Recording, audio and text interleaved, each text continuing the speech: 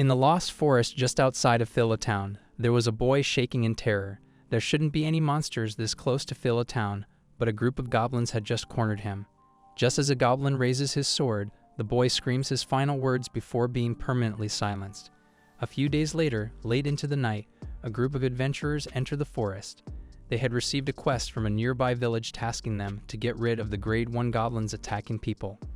Leading them is Catherine, a D-rank magician from the Holy Church. Her companions, 2 E-rank soldiers, were excited at the prospects of earning money, while Catherine herself states that she's not in it for the money. Her father doesn't let her train in the church anymore, so fighting monsters are her only way left for her to improve. Out of nowhere, they hear humming coming from behind them. From the fog, a stranger steps out.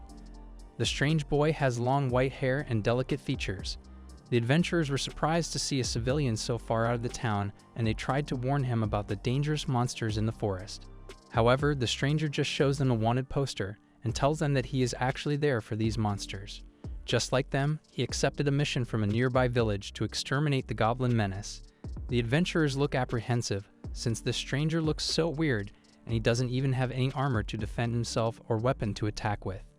To their eyes, he's just a mundane and ordinary human being. One of the adventurers pulls out a gun-shaped device and points it straight at the stranger.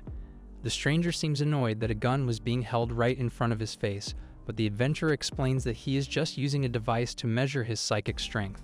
To their shock, the device reads 0. Ordinary citizens usually have around 5 psychic strength, but this cocky boy is even below that. One of the adventurers laughs while trying to explain to the stranger that he won't be able to fight any monsters with his strength. Even though the goblins are just grade 1, they would still be able to murder the stranger in under a minute.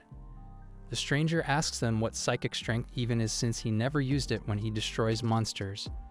The 2 adventurers laugh out loud at the stranger's seemingly boastful statement, while Catherine clarifies to him that psychic strength is the special ability needed to fight against monsters. For thousands of years, humans gradually evolved to get psychic strength to defend themselves against monsters. People who control their psychic strength can release powerful energy beyond the capabilities of a normal human. Based on their psychic strength, humans are separated into ranks, from rank E all the way up to rank A. As a magician who came from the prestigious Steve family, Catherine was able to obtain rank D. They advise the stranger to turn back, but the stranger just walks past them. Catherine suggests to the others that they should just let him be, since he might be useful when they collect the monster drops after the battle. A few hours later, the adventurers start exterminating the goblins. Catherine uses her secret family magic to summon a giant whirlpool, easily dispatching the groups of goblins. The others are about to start collecting loot, but the stranger warns them that the fight isn't still finished. Just up ahead of them is a strange ruin. Catherine warns her companions to stay on alert, since the aura of the ruins were different from the aura of the forest. And just like she predicted, a large monster waits for them in the middle of the ruins. A huge looming goblin with a crown on his head is sitting there, seemingly petrified.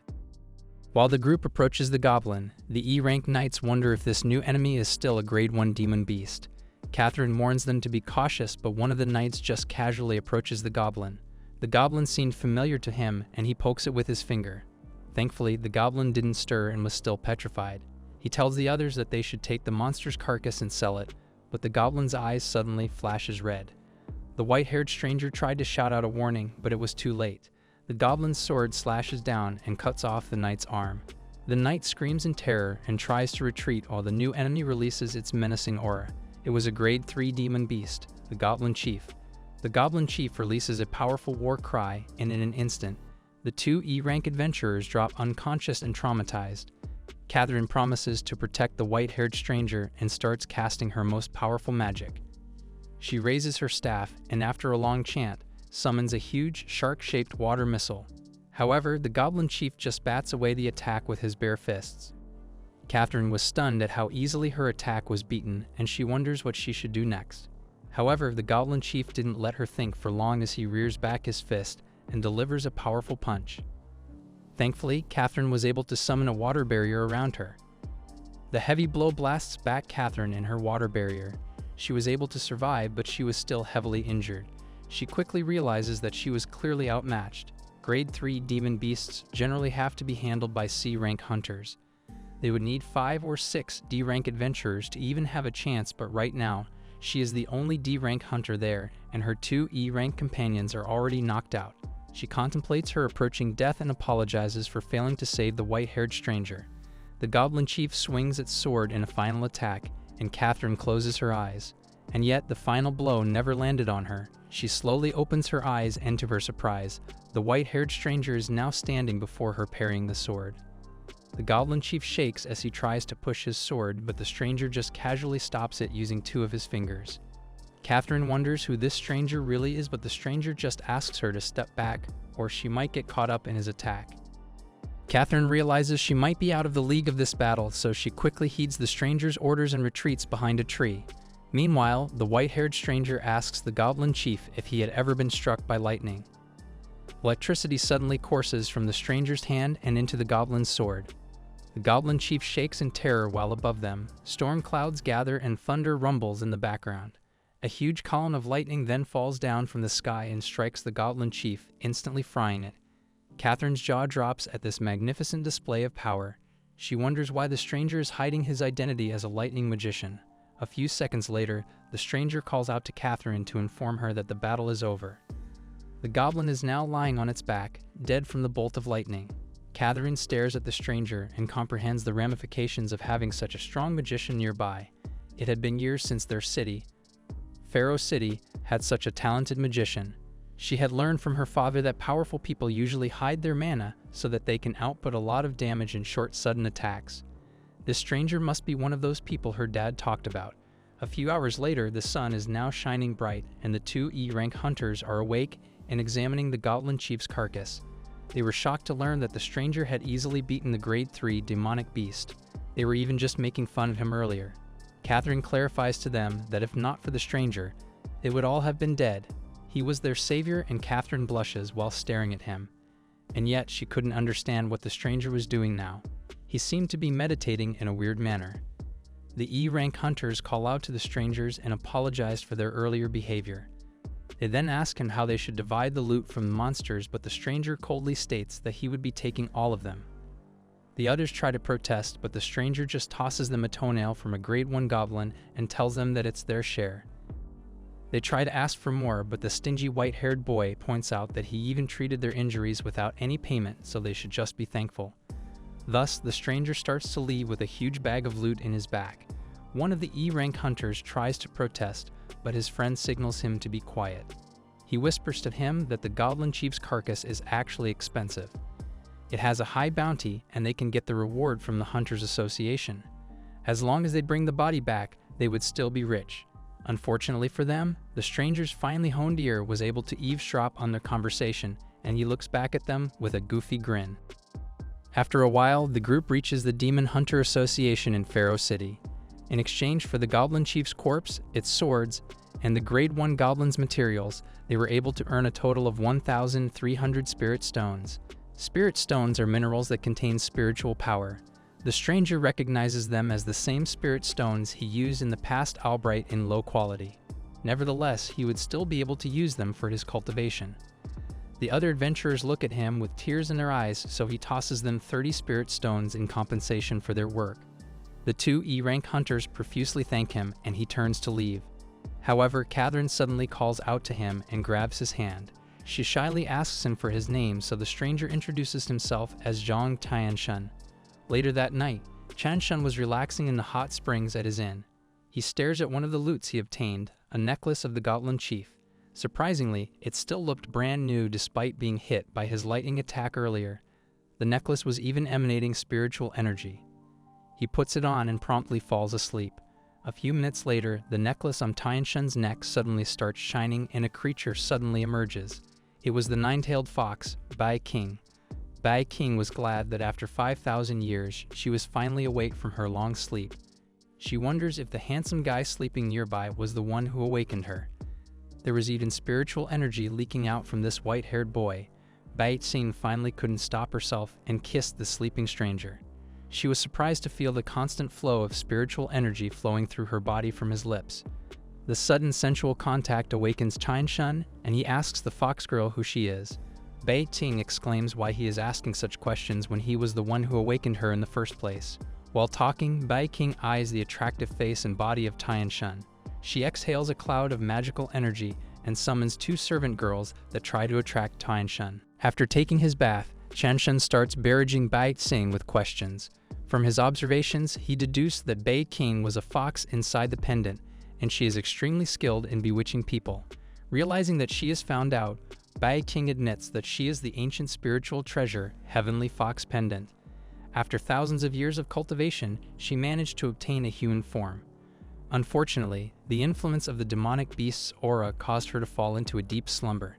She thought she was going to be sleeping forever, but alas, Tianshun freed her from her thanks to his spiritual energy. As for the bewitching spell just now, she was just testing Tianshun. Based on his spiritual energy, she asks Tianshun if he is a cultivator. Tianshun confirms Bai Qing's assessment, but Bai Qing reveals to him that there are actually no more cultivators left in the current world. 5,000 years ago, there was a great battle between cultivators and demons called the Great War. After that battle, all sects of the cultivators fell into ruin and all the cultivators were slaughtered.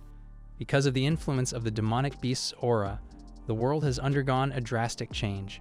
All of the 8 mighty sects were destroyed, and the history of the cultivators, their culture and lore, were gradually forgotten as time marched on.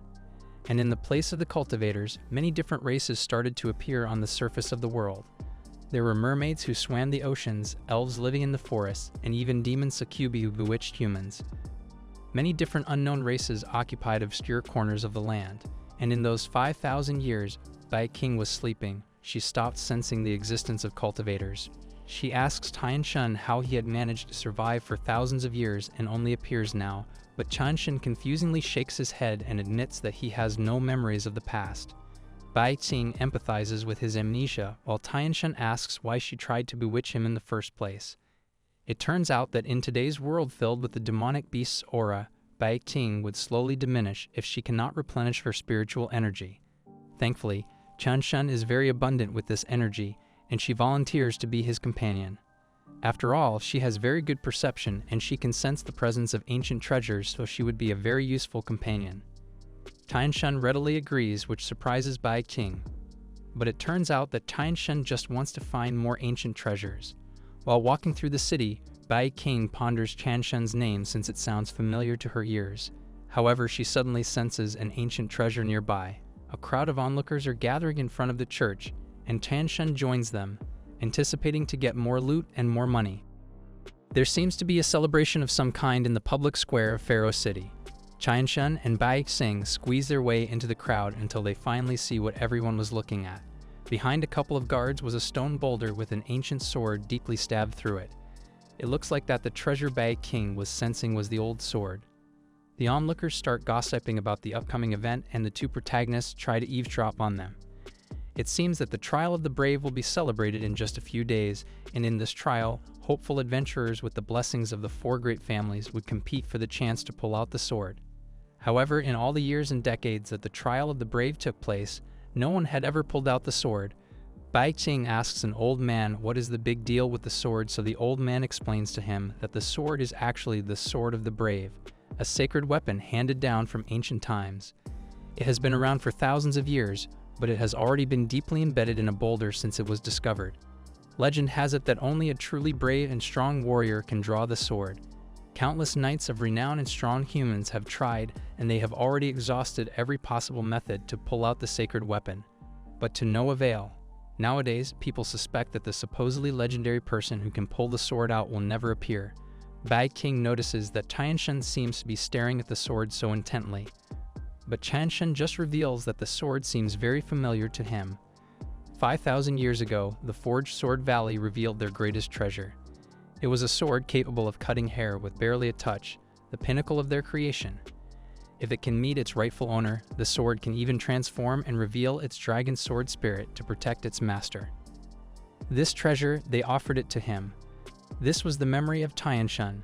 Tianshun quickly tells Bai Qing that it's his sword stuck in the boulder, and he pushes his way in front. It was time to reclaim his sword named Yulong. However, the knights guarding the sword suddenly block Tianshun's path and scolds him for trying to approach the sacred sword of Pharaoh City. Only specific individuals are allowed to approach the sword. Bai Qing points out to them that Tianshun is the legendary strong warrior destined to pull out the sword, but the guards just laugh boisterously at them. The other onlookers point out that if they want to try their chances with the sword, they would first have to pass the trial of the brave. And to participate in the trial, they would also need a recommendation from one of the 4 great families. A guard asks if they are actually members of a great family because if not, they are not qualified to participate in the trials in the first place. Chanshan smirks and asks them if they can even stop him if he's not from a great family. The guards brandish their sword and prepare to fight, but a shout interrupts the looming battle. It was Catherine. Catherine informs the guards that Tianshun is actually a guest from her family, the Steve family. Thus, they should show him the proper respect. The guards stand in attention at the arrival of Catherine and apologizes profusely to Tianshun. Meanwhile, the onlookers wonder how Tianshun, a weird-looking stranger, could possibly know Catherine, the eldest daughter of the prestigious Steve family. Catherine apologizes to Tianshun, but according to the rules of Pharaoh City, they truly cannot approach the sword. Only those who pass the trial of the brave are qualified, and it's a rule passed down for centuries, so even she cannot give them preferential treatment. Chanshan is getting annoyed when all he wants to do is get his own sword, but Bai King points out that the sword isn't going anywhere. No one could take it away, so in the meantime, they should just follow the local custom and maybe they can even find other treasures. Meanwhile, Catherine herself is a member of the 4 great families, so she can write in a recommendation allowing Tianshun to take the trial of the brave. Chanshan asks her to write one for Bai Ting too, making Catherine wonder who this new pretty girl is and if she has to compete with her to gain Tianshun's affections. A few days later, adventurers of all kinds gather at Ghost Valley outside Pharaoh City. This will be the setting of Tianshun's next adventure, the Trial of the Brave. While Tianshun is surveying his new surroundings, a voice calls out to all the participants of the Trial of the Brave to explain the exam. It was a beautiful lady wearing a nun's dress, a B-rank priest from the Holy Cross Church, Mel. Mel explains to them that the trial requires all participants to enter the depths of Ghost Valley. There, they would have to retrieve 3 demon cores placed there in advance by the church. Demon cores are a demon beast's most precious treasure and possesses an extremely high value. The demon cores placed inside the valley by the church are owned by grade 3 demon beasts. They would have a day to pass the exam, and whoever brings back a core would pass the trial. The other participants voiced their complaints about the harsh requirements. Not only would they have to fight a grade 3 demon beast, but only 3 of them at most can get a demon core and pass the trial. However, one of the participants mocked the trial and exclaims that it isn't even hard for a hunter of his caliber. The new arrival, the C-rank adventurer, Carl of the Onassis family, proudly proclaims that he will pass the trial. Another C-rank adventurer, Meyer of the DuPont family, also voices his confidence in passing the trial. These 2 are the favorites to win the trial, and the others are excited to watch their battle. Meanwhile, the 2 adventurers from competing great families glare at each other. Carl walks away from Meyer and passes by Tianshun, who immediately senses his murdering intent. Catherine actually mentioned Carl earlier to him, and he recalls their conversation. According to her, Carl is cruel and ruthless, so they shouldn't confront him inside Ghost Valley. Meanwhile, Carl wonders why the Steve family would send such a weird-looking guy as their representative. He already researched this new guy, and he learned that he has 0 psychic strength, so he can just ignore him. At this trial of the brave, he will be the winner. Mel announces the start of the trial, and everyone immediately dashes inside Ghost Valley. Carl pulls ahead of the pack, and after a while, he reaches a crossroad in the path. He stops and assesses each route. The road on the left is full of thorns, while the second road has a faint demonic energy emanating from it, resembling the energy of a high-grade demonic beast. However, the road on the right is emitting a dim light.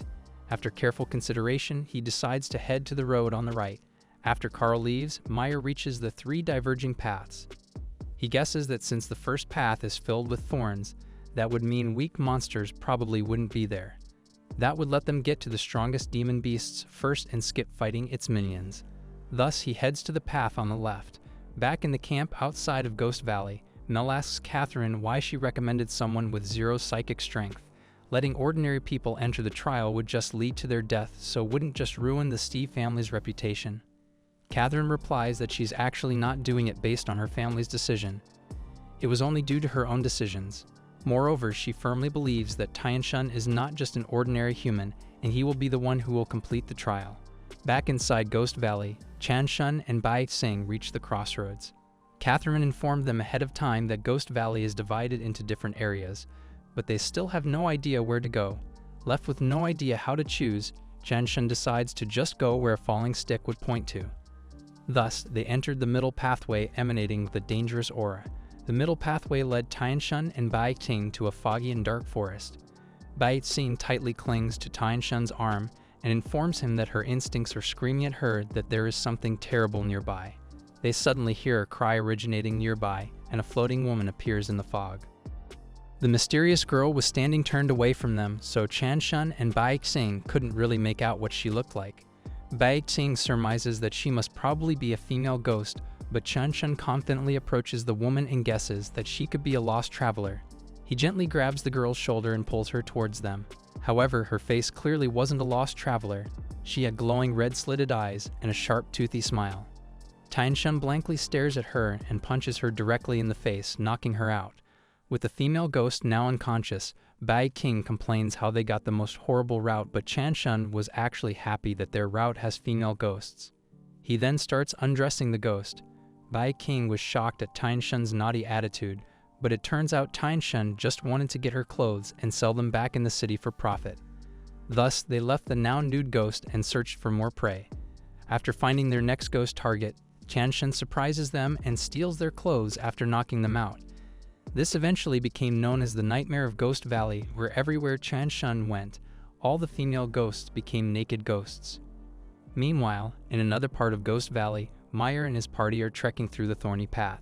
Some of the adventurers are wondering why this place is called Ghost Valley in the first place, so Meyer explains to them that the valley has always been full of unhealthy energy and people often disappear there. By the time they find these lost people, they are no longer humans, but are instead inhumanly strong savages that devour humans. Since they only appear at night, people dub these demon beasts as ghosts. All of a sudden, a hand reaches out from underneath the ground, and a demon beast crawls out of the ground. It was one of those human monsters. Meyer realized that the beasts hid underground to avoid the thorns, thus making his path just as unsafe as the others. He miscalculated his route. More and more monsters gather around them, and one of them jumps into the group, starting the bloodbath. Tianxin was trekking happily in his part of the valley with his loot in his bag. Bai Qing is still wary of their situation, but being with Tianxin is giving her a sense of safety. In fact, she's not scared anymore. After a while, they encounter another female ghost. However, the ghost this time has bat wings on her head and is wearing a maid costume. The ghost complimented them for passing through the other weaker ghosts, but their luck had run out. She is a grade 3 demon beast, the evil phantom maid. Tianxin drops his bag of loot and casually approaches the monster, promising that she'll lose her clothes in just a moment. The phantom maid takes offense at Tianxin's careless remark and promises to end his life painfully. She creates a large magic circle and summons an army of bloodthirsty bats ready to tear them apart. Tianxin readies his lightning attack, but fire suddenly erupts from behind him and shoots at the bats, burning them away. Bai Qing had used her own magic foxfire. Tianxin compliments Bai Qing for her skills and politely asks her if she wants to handle the phantom maid on her own. Bai Qing declines the offer and chooses to just play a support role in the battle. Meanwhile, the phantom maid is getting annoyed at their casual conversation. Tianxin suddenly dashes forward and attacks the phantom maid. The maid quickly reacts and dodges Tianxin's hands, but she notices that his attacks were seemingly targeted towards her chest. She blushes and shouts at Tianxin for being a creep, but Tianxin replies that all he wants is her clothes. He then jumps back into the attack and releases a flurry of blows against the maid. His hands were so quick that even Bai Qing couldn't see what was even happening before her. The phantom maid tries to beg for her life, but after a few seconds, Tianxin has eliminated her, gotten her clothes, and her demon core. Thus, Tianxin can now pass the trial of the brave. Bai Qing suggests that they hurry back to their camp outside the valley, but Tianxin rejects this suggestion. Instead, he's going to hunt every demon beast in the valley and steal their clothes. On the other side of the valley, another fierce battle was taking place. Meyer himself had just slain a grade 3 demon beast and divested of its demon core. He was about to leave when Carl suddenly appears and commends him for taking down the beast. Meyer was nervous that Carl is there to steal his demon core, but Carl shows him that he already has a demon core of his own. Carl was in fact there for something else entirely. He wants to get rid of Meyer himself. Meyer readies his sword while Carl laughs and smirks at him. Meyer attacks first, leaping in the sky and bringing down his sword on Carl in a powerful downward swing. However, Carl blocks the attack with his own weapon. Their swords clash in quick succession, filling the forest with sparks. With their psychic strength being both C rank, they are equally matched. Meyer yells out to Carl that he alone cannot defeat him. However, Carl replies that he was never alone in the first place. An arrow suddenly appears out of nowhere and hits Meyer directly in the neck. Meyer immediately felt the poison coming from the arrow tip and he fell down to his knees. A new hunter steps out from the shadows and Meyer immediately recognizes him as Johann of the Walton family. He realizes that the two representatives of the other families had teamed up on him. Johann's psychic power is only D rank, so he teamed up with Carl to steal Meyer's demon core. Meyer curses at them, but Carl just puts his blade against Meyer's neck and slices his head off. He laughs menacingly while kicking the corpse of his former rival. Johann calls out to his teammate and reminds him of their agreement. However, Carl just slashes at him and murders him too, thus eliminating all the witnesses to his crime. A sudden aura spreads throughout the valley and Carl falls to his knees in fear. He realized that another demon beast must be present nearby who are much more powerful than the grade 3 demon beasts they fought. In the camp outside the valley, Catherine and Mel also felt the demonic aura and they realized that it was different from the demon beasts that the church prepared for the trial. It would seem that a new enemy had broken into the testing ground, and this demonic beast is at least grade 4 or even higher. To defeat a grade 4 beast, one would need 3 or more B-rank hunters. Mel decided that they would have to prematurely end the trial for the safety of everyone. Meanwhile, Catherine worries over Tianshun. Unfortunately for her, Tianshun himself had encountered the grade 4 demonic beast named Gargoyle. Bai Xing begs Tianshun to retreat with her, but Tianshun doesn't want to leave. The gargoyle finally notices Tianshun and commends them for not running away like all the other humans. He wonders if maybe Tianshun was just too weak to even feel his menacing aura.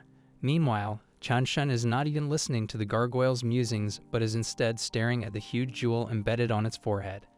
He would never run away in the face of that much money. Tianshun then immediately leaps and punches the gargoyle right in its forehead. The gargoyle was blasted back and crashed into the ground, creating a deep crater on the earth. The gargoyle was surprised at Tianshun's strength when he didn't even sense an ounce of psychic strength from him. He deduces that Tianshun must have trained his own physical strength to make up for his weak psychic powers, meaning Tianshun was actually very swole underneath his clothes. Tianshun leaps at the gargoyle again to continue his attack, but the gargoyle is confident he can now withstand Tianshun's punch since he knows about his muscles. He activates his powers and enveloped his whole body in extremely resistant granite. If Tianshun would punch him again, then his whole hand would shatter upon impact. Unfortunately for him, he wrongly guessed Tianshun's source of strength, and Tianshun's punch breaks through his defenses, shattering his granite skin and blasting him back once again. Bai Ting follows after the two combatants, bringing along Tianshun's bag of loot with her. However, the fight isn't over yet. A miasma of death emanates from the gargoyle, and it emerges from the rubble. The gargoyle commends Tianshun for forcing him to use his true power, but now, he is done warming up. He then slams his trident into the ground and unleashes a new attack. A dark haze spreads throughout the forest and into Tianshun. Slowly but surely, Tianshun's face starts decaying and his skin is peeling off. It turns out that the gargoyle's breath not only frightens and repels enemies, but it is also very toxic. And now, Tianshun is done for. Meanwhile, right outside Ghost Valley, all the participants were able to successfully return to their base camp. Mel was glad that they were able to avoid a lot of deaths, but Catherine points out that they are still missing 2 participants, Tianshun and Bai Ting. The gargoyle laughs at Tianshun's plight. Now that his breath had spread throughout the whole valley, he knew that Tianshun wouldn't have anywhere to run. Tianshun asks Bai Ting if she's still afraid, but Bai Ting relays her utmost confidence on Tianshun. Happy to hear the compliment, Tianshun casts a spell, enveloping Bai Ting in a shimmering gold ball of energy, thus keeping her safe from the poisonous gases. Bai Ting points out that he should have just used the protection on himself, but Tianshun points out that Bai Ting was the one holding all his loot, so she should stay safe, not him. Tianshun knows that the poison is gradually accumulating inside his body over time, so he should finish the fight and quickly casts Clear Mind to expel the poison from his body. He then starts chanting while waving his pointer finger in front of him. The gargoyle wonders if his enemy just became crazy, but Bai Ting recognizes what Tianshun was doing. The spell seemed to be familiar to her ears, but it seemed to be the treasured technique of the Xuan sect of ancient times, the Law of Five Thunders. She had no idea how Tianshan would be able to know such a technique. When Tianshan finishes his chanting, a globe of lightning suddenly appears in his fingertip. The gargoyle was surprised to learn that he can use magic without having any psychic powers, but he criticizes Tianshan's attack for being too small. He creates his own larger ball of energy on the tip of his trident and launches it right at Tianshan.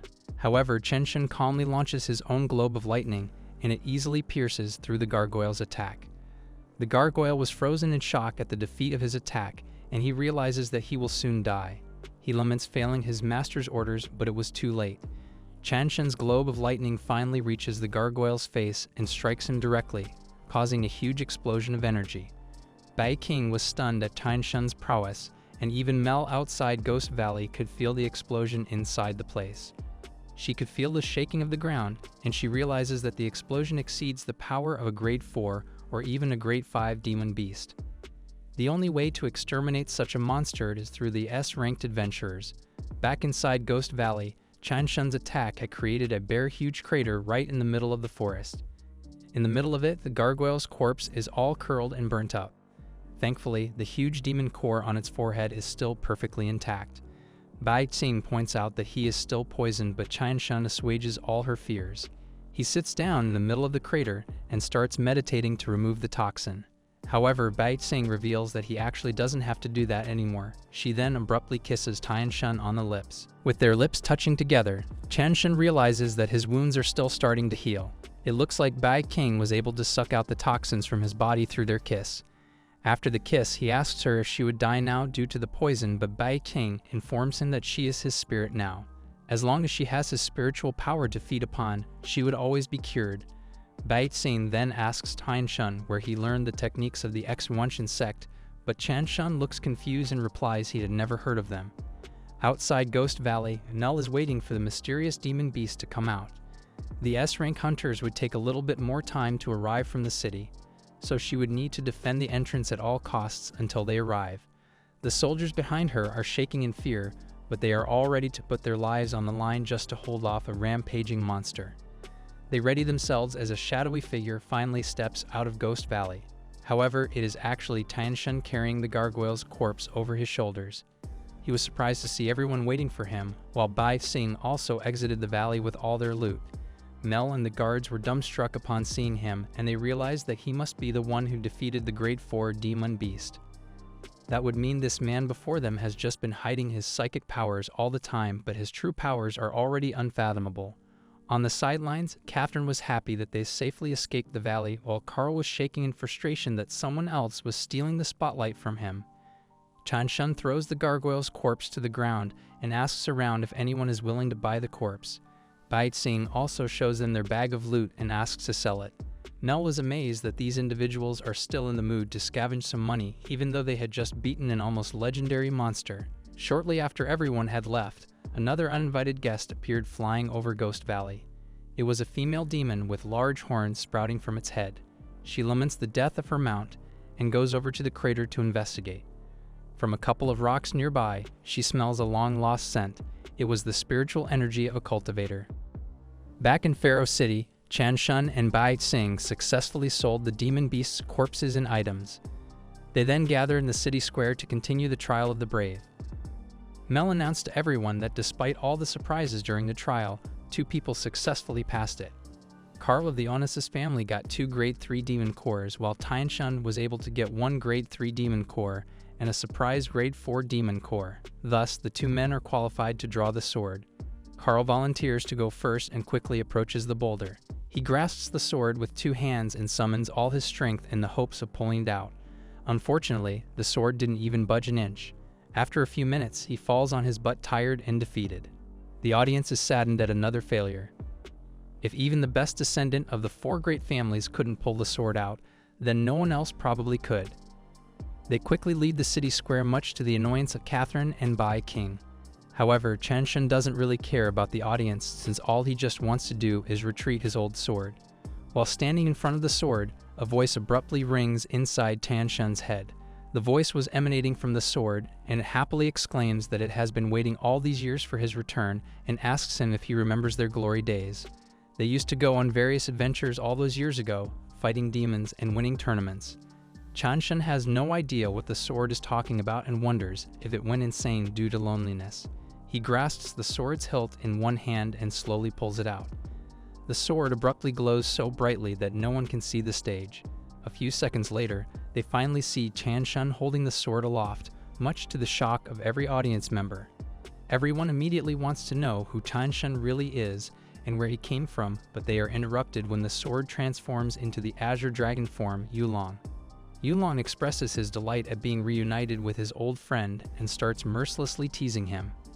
Chanshan shouts at the dragon that he has no idea what he's talking about, while the audience are just shocked that the weird-looking stranger is now arguing with their holy sword-turned dragon. Meanwhile, Yulong laments that Chanshan had forgotten about their glorious past, but he concluded that it might actually be a good thing. After all, their last battle was so brutal that it was even a miracle that Chanshan survived. Catherine was glad that Chanshan was the one who ended up pulling the sword out, and she approached him to congratulate him. Chanshan thanks her for giving them the recommendation in the first place, but their conversation gets interrupted when Bai Ting pounces on Chanshan and hugs him tightly, leaving a jealous Catherine staring in the sidelines. Bai King is so happy that she made the right choice in becoming Chanshan's companion. She hugs him tightly while Catherine wonders what she should do to get a chance with Chanshan. Mel also walks nearby to congratulate Chanshan. She was the host of the sacred sword ceremony for many years, and she feels lucky to witness the sword finding its owner. She asks Chanshan for permission to examine the sword more closely, so Chanshan hands the sword over to her. Unfortunately, the sword immediately falls to the ground again the moment it leaves Chanshan's hand, despite Mel trying to lift it. The sword is now so heavy that it left a deep sword-shaped imprint into the road. Bai Xing explains that the sword is a high-tier treasure from primordial times, which means that only cultivators with spiritual energy can hold it. Not just the sword, but all of the other ancient treasures left over from the Great War. Chanshan is the only person left able to use these priceless artifacts hidden in all corners of the world. Chanshan picks up the sword and remarks that it seems to have been dirty from its fall. He asks Mel to pay for its clean fee, and Mel wonders if Chanshan just only lent it to her hoping to get some money out of her. A new person then approaches their group and applauds Chanshan's success. He introduces himself as Sis, the head of the Stevie family, and invites Chanshan to a feast in their mansion. At first, Chanshan is confused by the old man's forwardness, but Mel explains to him that Sis is Catherine's father. Since Chanshan was their representative and he ended up pulling out the sword, he brought great honor to their house. Thus, they wanted to show him gratitude. Chanshan's nose immediately smells a chance of getting more money, and he happily accepts Sis' offer of a feast. Meanwhile, Catherine is still sulking after her failure to get close with Chanshan. Thankfully, Chanshan pulls her to her feet and informs her that he has been invited to their house. Their close proximity immediately makes Catherine blush, while Sis observes and concludes that their chosen hero seems very different from normal people. A few minutes later, they finally reached Steve Manor, a huge house in Pharaoh City. Catherine offers them free room and food so they can stay as long as they like. Meanwhile, Chanshan places his arms over Sis' money and directly asks him for money. Of course, Sis happily offers to give them how much spirit stones they want. After all, he wants to provide support to the hero of their city. At the dining table, Chanshan urges the others to eat ahead of him. Sis asks him if he didn't like any of the food, but Chanshan reveals that he never feels any thirst or hunger as long as he has money. Unfortunately, he himself doesn't know why that is. Meanwhile, Bai Ting remembers that according to legend, powerful cultivators can live without food or water by simply cultivating their spiritual energy. That would mean Chanshan is unknowingly already at that level of strength. It's too bad that Chanshan himself lost his memories and doesn't know anything. A few minutes later, Yulong the Azure Dragon himself shows up beside Chanshan and proclaims his satiated appetite.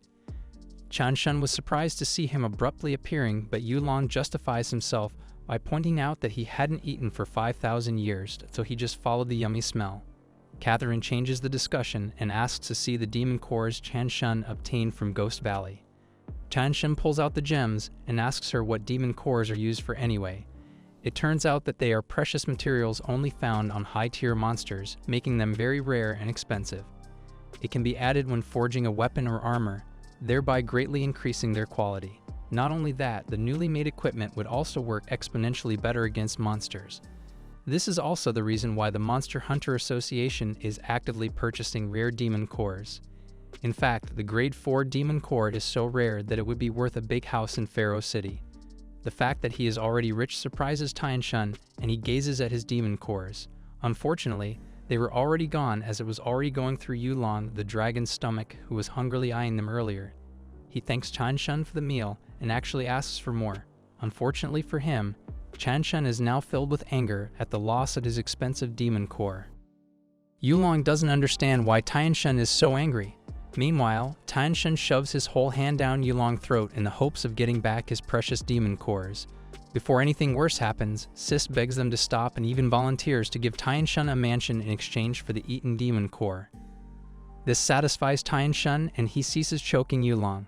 Meanwhile, Yulong can feel powerful bursts of energy bursting out inside him. It seems that he had become stronger because of the demon core. Tianshun doubts his words, but Bai King supports Yulong's statements. After all, Yulong is still a weapon, so the demon core's enhancement should have worked on it. A butler then arrives and announces that gifts from the other 3 great families and from the Holy Cross Church had arrived for the hero. From the Walton family, Tianshun received 30,000 spirit stones and a mansion. Tianshun's eyes sparkled at the sight of all that money. However, since Sis already offered him a mansion, Tianshun ordered the butler to just sell the newly gifted mansion. Next, the gift from the DuPont family was a set of Holy Knight armor. It is armor forged with gold and is almost indestructible in its defense. Unfortunately, Tianshun wasn't used to wearing heavy armor, so he orders the butler to sell the armor. Lastly, the Onassis family's gift was 3 sexy maids. The beautiful maids enter the room and profess their undying love to their new master. They promise to do anything Tianshun might want. Since they promised to do anything he wanted, Tianshun ordered the butler again to sell the maids. He didn't like how the girls were trying to seduce him. The maids were shocked that their charms didn't work, and they wonder how strong the hero's willpower truly is. Unbeknownst to them, Tianshun just really wants more money. Mel then arrives to present Tianshun the gift from the Holy Cross Church, a medal of knighthood. Tianshun wonders if he can also sell the expensive-looking medal, but Mel explains to him that the medal represents the church's recognition of him. With it, he can command every church member under D rank. Tianshun sees the benefits of this and decides to keep the medal for now. After giving out the medal, Mel shyly reveals that she actually has another ulterior motive for visiting Tianshun. She wants to touch Tianshun. Catherine and Bai King were surprised at Mel's audacity, but Mel clarifies that she just wants to use her magic. The magic she practices is adept in sensing all kinds of powers. With it, she should be able to find something out about Tianshun's power, even if it's something beyond psychic strength. After all, it is weird that he was able to pull out the sacred sword despite having 0 psychic powers.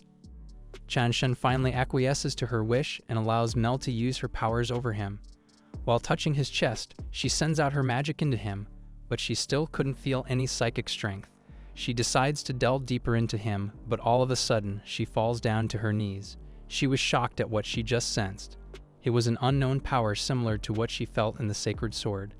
It was a powerful strength far beyond psychic powers. Out of nowhere, the whole mansion abruptly started shaking. A strong shockwave was coursing through the whole city. Tianshun senses a new demonic presence just outside, and he realizes that he might get more money from it.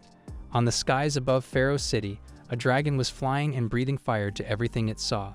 The whole city was burning along with its citizens. A girl falls to her knees wounded, wondering why a monster from legends is suddenly attacking her city. The primordial evil dragon spots the woman and breathes out a huge wave of flames ready to envelop her and her surroundings. However, Tianshun suddenly appears before her, and he blows out the fire raining down on him. The column of fire was immediately extinguished, surprising Mel, who was watching from afar. Catherine and Bai King point out to her that they shouldn't be surprised at Tianshun's strength anymore. Instead, they should focus on where the dragon came from. Mel tells them of an old legend of Pharaoh City. The dragon was said to be from the same ancient times as the sacred sword. Centuries ago, the dragon was attracted to the sacred sword's unique energy, and it ended up attacking the city multiple times. The dragon just flew above them and breathed fire on everything, turning them to ashes. Even the city's numerous psychic power users could do nothing against such a powerful and ancient enemy. Thus, everyone placed their hopes on the hero who could pull the sacred sword. But the hero never arrived. Thankfully, the dragon strangely became weaker as time passed on. It gradually stopped its attacks and left Pharaoh City alone. Of course, this is all just a legend and Mel couldn't believe the dragon is actually real. However, she has all the faith in their new hero, Tianshun, that he could vanquish the dragon. The dragon spots Tianshun and immediately flies over towards him in a charge. He was about to chomp on the small human, but Tianshun just raises his hand and slaps the dragon down to the ground. The whole city shakes from the impact, but Tianshun just holds the dragon down by its snout. He senses that the dragon's emotional state seemed to be unstable, and it fell into murderous insanity due to extreme pain. Strangely enough, Tianshun can also feel spiritual energy from inside the dragon. Tianshun's sword Yulong speaks up and informs him that there seems to be an ancient treasure in the monster's stomach. He guesses that the dragon must have somehow swallowed a treasure during the Great War, and it was being tortured by the treasure's spiritual energy all these years. Since the dragon felt that the Yulong sword also has spiritual energy, it had stubbornly and relentlessly been attacking Pharaoh City, begging the sword to take the ancient treasure out of its stomach. However, the sword never responded back. The thought of new treasure immediately piques Tianshun's interests, and he kicks the dragon back into the sky. While the dragon is flung upwards, Tianshun slashes his sword and hits the dragon right in the stomach, causing it to vomit blood, and with it, an ancient treasure. Tianshun catches the treasure, which turns out to be a Millennium Mirror. The moment that Tianshun touched the mirror, he was suddenly transported into a pocket dimension inside the mirror. That would mean he can store his items and spirit stones inside the mirror. His sword also pointed out that he can even live and cultivate inside the mirror. By incorporating special materials, they might even unlock more functions of the mirror. But the fight isn't over yet. The dragon was also inside the mirror, and it calls out to Tianshun. He had recognized Tianshun as the Xuan Yuan sect master, Zhang Tianshun, one of the cultivators who fought to the very end of the Great War. However, it seems that he is him, while not being completely him. Tianshun demands that the dragon clarify his cryptic words, so the dragon points out that although Tianshun's face hadn't changed, his aura seemed to be completely different from his past self. Even his strength is far from his past peak. He then demands to know how Tianshun managed to survive his battle with the demon god and where the demon god is now. Tianshun replies that he has no idea what he's talking about and maybe the demon god is long dead. This infuriates the dragon so much that he loudly proclaims that the demon god is the king who unified the demon realm. He is an existence who ruled over the world, and he could never be defeated. He then fires another fireball directly at Tianshun. Tianshun throws his sword at the incoming fireball, and it pierces through the attack. Yulong then transforms into his azure dragon form and burns the dragon away, leaving only its bones behind to fall to the ground. After assessing its corpse, Tianshun asks Yulong if he wants to eat the evil dragon's demonic core. In exchange, he wants to know what Yulong knows about his past. Thus, Yulong starts his own story and his guesses as to what might have happened to Tianshun. He guesses that the Tianshun right now is actually just a fragment of the original Tianshun's soul. He must have gained sentience in some way, and this would explain why he has a very different personality from his past self. Tianshun reflects back to his recent memory and realizes that what Yulong is saying might be possible. He had been sleeping inside the legendary Xuan Yuan tree, but a lightning struck the tree and allowed Tianshun to emerge from the tree. The Xuan Yuan tree is an ancient primordial tree, so its spiritual energy must have remained unpolluted throughout the years. Thus, Tianshun gains sentience thanks to the tree's nutrients. As to why Tianshun's soul was fragmented in the first place, Yulong narrates the great battle 5,000 years ago. Way back when the demon realm gave birth to the demon god, he immediately possessed unrivaled strength and wisdom to unify the demonic continent. However, a great priest told the demon god a prophecy. The demon god would meet his doom at the hands of a cultivator. To prevent his own death, the demon god decided to wage war against the cultivators. He mass-produced polluted demonic weapons and led the demon army into the cultivators' realm. Cultivators died left and right, but the Xuan Yuan sect fought to the very end. Its sect master, Tianshun himself, fought the demon god and sealed him inside his own soul. Then he self-destructed, taking the demon god down with him. However, the Xuan Yuan sect's secret techniques prevented Tianshun's soul from dying, but instead only broke it into 9 fragments. These 9 fragments are scattered across the continent. Yulong finally acknowledges Tianshun and proclaims that he should inherit his past life's vengeance. They must rebuild the glory of the Cultivator realm. First, they would have to collect all his scattered soul fragments. Tianshun immediately rejects Yulong's plans, since he has no interest in the heavy responsibility. Yulong realizes that he has to trick Tianshun, or else the Cultivator realm is doomed to be forgotten. He tells Tianshun that the other fragments not only possess great powers and new techniques, they might also be near other ancient treasures and enchanted items. Thus, whoever finds the fragments would find priceless treasure. This finally catches the interest of the money-loving Tianshun, and he announces his plan to leave Pharaoh City and start the hunt for the scattered fragments. Meanwhile, in a mountain somewhere, the gargoyle's master, the demon lady, is kneeling and presenting the treasure she found to her lord, the demon god. It was the polluted demonic item, Cube of the Controller. The demon god's assistant gladly accepts the gift, while the demon lady also narrates how she felt the presence of a cultivator fighting at Pharaoh City. The demon god immediately quails in anger upon hearing the word cultivator, and he orders the demon lady to hunt down this human.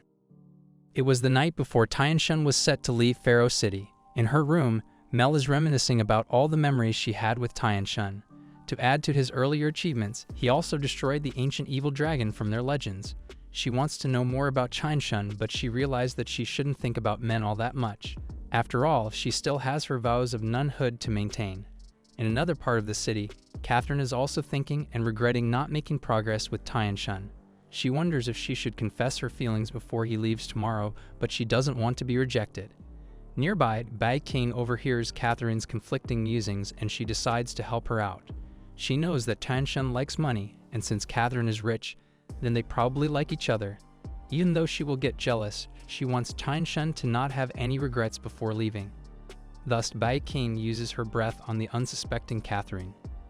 Later, Catherine walks into Tianshun's room and hugs him.